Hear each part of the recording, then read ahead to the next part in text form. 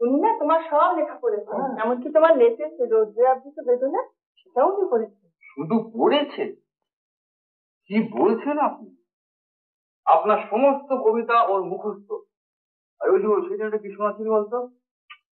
ওই যে পোর্শনটা তোর খুব ভালো লাগে, আর বল না। তাই নাকি? বলো তো। আমার তো আপনার ওই স্ট্যান্ডটা খুব ভালো লাগে। কোনটা? সূর্য দগ্ধ চেতনার অভিশপ্ত ব্যথার আড়ালে বিদীর্ণ হৃদয়ে পায় অমৃত আনন্দের স্বাদ। আলোর মহিমা যত নিষ্প্রদীপ আধারে হারালে অন্ধ আঁখি খুঁজে ফেরে কোথা আছে পূর্ণিমা চাঁদ। বেদনায় আছে সুখ, তৃপ্তি আর আনন্দ আছে, দুঃখ ব্যথা প্রিয়তায় চিরদিনই মানুষের কাছে। যতদিন সভ্যতা আছে কবিতার মৃত্যু নেই। ভেবেছিলাম আমরা বুঝি শেষ হয়ে গেছি, কিন্তু না, দেখছি কারো না কারোর মনে আমরা আজও বেঁচে আছি। হ্যাঁ হ্যাঁ, চলো ভাইয়া, এত নতুন কবিতা লিখেছি, তোমার নিশ্চয়ই ভালো লাগে, শুনবে। প্রশান্ত বাবু বাংলা সাহিত্য খুব ভালোবাসেন না? হ্যাঁ, তাই তো প্রমাণ করে দিয়ে গেল। সেদিন কথা দিতে পারো এলেন না? আসছেন আমাকে তো ওই রাস্তায় আটকে গেলাম। কেন প্রশান্ত আসেন? হ্যাঁ, তারা এসেছিলেন। বসুন না। হ্যাঁ,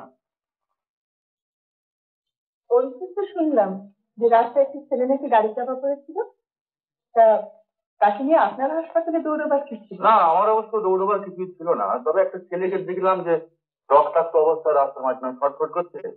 ভাবছিলাম যে ছেলেটা বাঁচবে কি মরবে, এই ভাবতে ভাবতেই শেষ পর্যন্ত হাসপাতালে পৌঁছে গেলাম। তা বাঁচতো না মারা গেল? না, বাঁচলো, কিন্তু আমার হাতে এলে আমি ওকে ঠিক মেরে ফেলতাম। তার মানে এই আবার কি কথা? খুব স্পষ্ট সত্যি কথা, দুটো হাত গেছে, একটা পা গেছে, দুটো ডিপ গেছে। গরিব, খেটে খাওয়া ছেলে, এইভাবে ওকে বাঁচিয়ে রেখে কষ্ট করার কোনো মানে হয়? তাই বলে আপনার হাতে থাকলে আপনি ওকে খুন করতেন?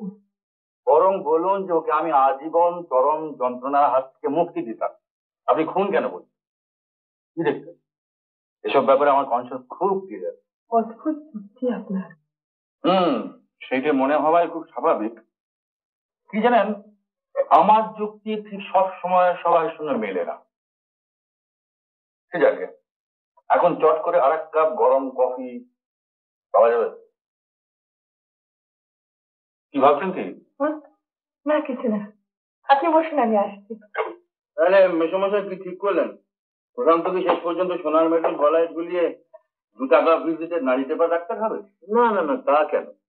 বিলেতটা ঘুরে আসুক, বিলেতি জায়গা যেখানেই যাক কর্তা বাবু, দাদাবাবু বিয়েটা আগে সেরে। হ্যাঁ, আমারও তাই ইচ্ছে, বিলেত যাবার আগেই বিয়েটা সেরে দিই। বিয়ে নিয়ে কেন শুধু শুধু মাথা ঘামাচ্ছ বাবা? তোমাকে তো আমি বলেছি বিলেত যদি যেতেই হয় সুধীর আর আমি একসঙ্গে যাব।